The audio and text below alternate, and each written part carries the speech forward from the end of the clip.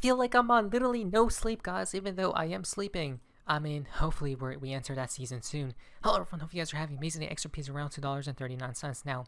By the charts, it feels like it's going to come back down, guys. That's what it feels like, doesn't it? And I have been seeing some analysts talking about how it will probably come down as well, guys. I hope not. I hope we keep pumping from here on out. Now, one thing that makes me optimistic about this idea of us keep on going higher is due to Jim Cramer saying that he thinks Bitcoin is going to drop to 90K. Usually when he says something, guys, the opposite is true. The opposite happens. Listen to this. Do you think it's cooled off enough? No, I think it can go down a little more. 90 is the next. I think 90,000 is the next level. Do you think it's cooled off enough? He said no. He says it needs to go to 90K, guys. That's for Bitcoin, and we need Bitcoin to stabilize or to keep on going higher, right? Which tells us that, hey, are we going to go higher from this point on or not, right? And I truly hope, guys. I mean, come on, market makers, insiders. I know for a fact one of these guys are watching the video, guys. Right? One person has to be watching the video, who's an insider, right? So, since you guys are, why not just pump it? Right? At least pump XRP. Why? Let's connect the dots and see what's upcoming. Now, guys, we're to the fun part of XRP and the XRP community. Now, this is quite interesting for Mr. Pool. On January 4th, a timestamp, guys, right? 104, we see balloons or hot air balloons going upward. Hopefully that's connecting with price. You think Shane Ellis theory will be $500 as he predicted, guys? 105, this is for tomorrow's date. 105, a check mark. So Shane Ellis. Now the reason why this theory is important, guys, is because of this. Okay, on January 6th, which is crazy to think about. 2 days from today, guys, David Schwartz posted this sigil, right? It's the Ellis sigil, guys. Look at this. Right, he posted this on January 6th. Now, since he posted this, right, you may be wondering, what is the theory about? The theory is basically about that a relatively small amount of money could push the price of XRP to $500 on a single exchange, right? Now, a small amount of money, he was talking about $40 million, and he targeted Bittrex, right, the exchange, and I think it's because of thin order books or low liquidity, right? So what's the thing? Well, we know this for a fact, guys. We know that this is actually a real theory, right? It's not even a theory. When there's not that much liquidity, right, for an asset, for a pair, guys, and if somebody floods in even $100, for example, on a meme coin, that's like in the thousands of market cap, what happens to that coin? Well, it explodes, right? Because there's not that many sellers, guys. One thing that I know about this community is that we love holding. So think about it. Is it possible? Most definitely, right? I do believe so myself. Now, this is so strange. Elon Musk stated, you can watch live sports in 8K in Antarctica with Starlink. Wait, what? You can watch live sports in 8K, guys. Right?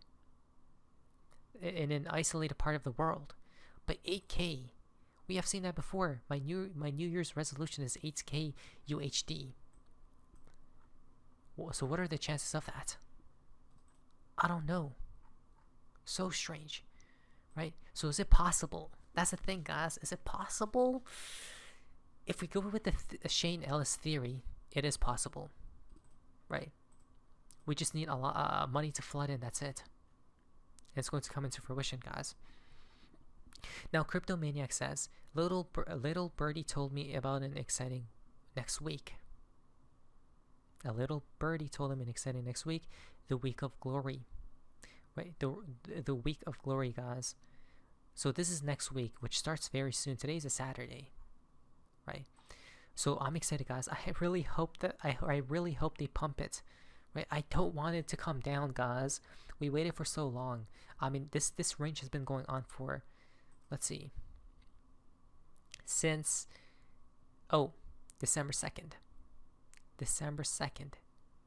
It's been over 30 days that this range has been going on for, the consolidation phase. I need this next leg up, guys. Right? So, I hope soon. Now, some tweaking got it down to less than 3 days. Yay, from David Schwartz on January 10th. Right? January 10th.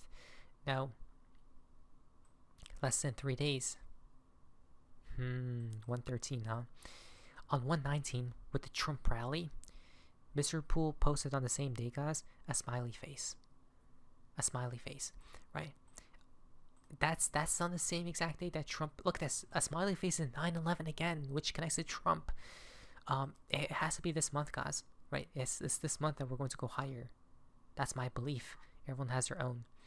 Now, something huge is coming. It seems as something is brewing, guys, like a volcano is about to erupt. It's because of this from Bank XRP.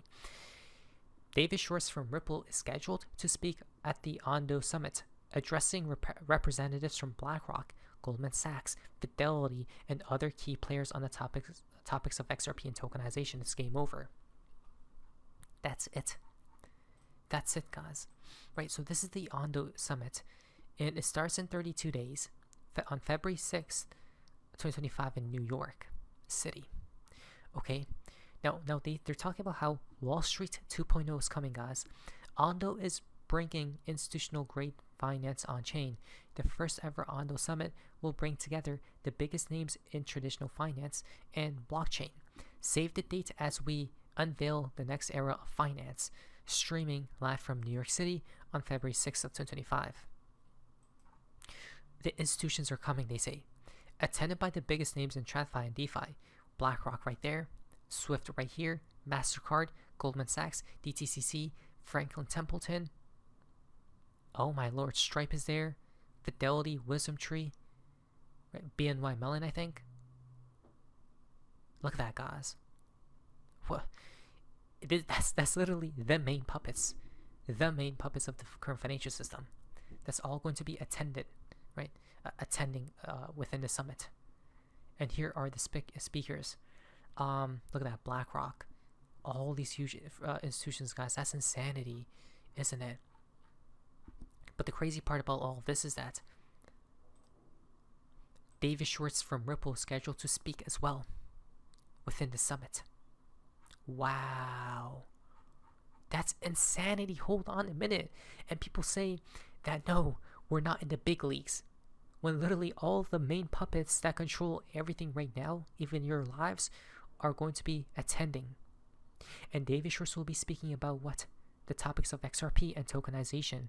And now they're going to be programmed to know more about XRP, right? And they're going to be like, wait, this is a game changer, game-changing technology. Why not use it? Exactly. Don't we see what's about to happen, guys? Right? Wow. I just can't believe that's even a thing. Amazing, amazing, amazing.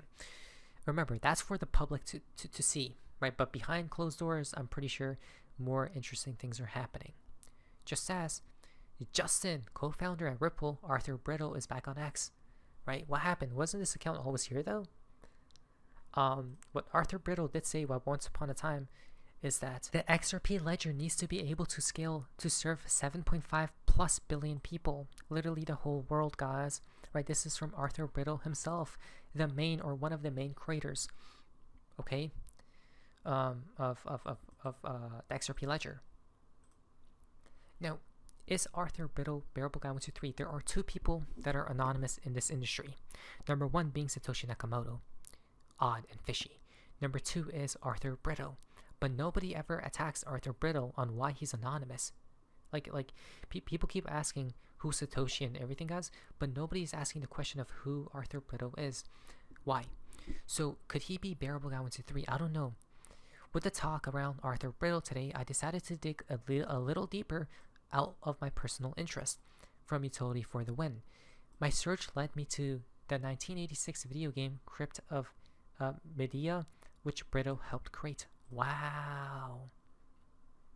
Right here. And Arthur Britto. What is this? What? I recall seeing the game briefly mentioned before, But something caught my attention that I haven't heard discussed yet. The storytelling style and perspective arts in the game, particularly the use of roomscapes, are strikingly similar to the methods used by Bearable Guy 123. These roomscapes are filled with clues and items that guide the gameplay and reveal the unfolding story. Right here. Points of interest are there is some forward and backward writing of the word this right here, guys. Right? What is that? East. Interesting. From the Baba Cook's timeline, the timeline goes, or the wise man looks where? East. Just a mask under a mask under a mask. Arthur. Which would come from Bear. Bear man. Really now? Okay, that. Wow. What is that, guys? Right. Exactly, the real mystery of cryptos. Who is Arthur Britto and with Satoshi? Right. But would you be surprised if Britto was Nakamoto Satoshi? Right. That would shock the world indeed. Who knows? This is crazy though. Wow. Do you guys see what we mean, guys? Things are deep within this realm of XRP. Why? You thought we're making stuff up. No. Happy New Year. Happy, healthy, prosperous. Look at this. Right? So someone, guys, literally... Hold on. Someone literally made her sweater more sharpened and overlaid the XRP logo on top of it, on top of her sweater, guys, and it matches up perfectly. Right? Look at that. How? That's the XRP logo.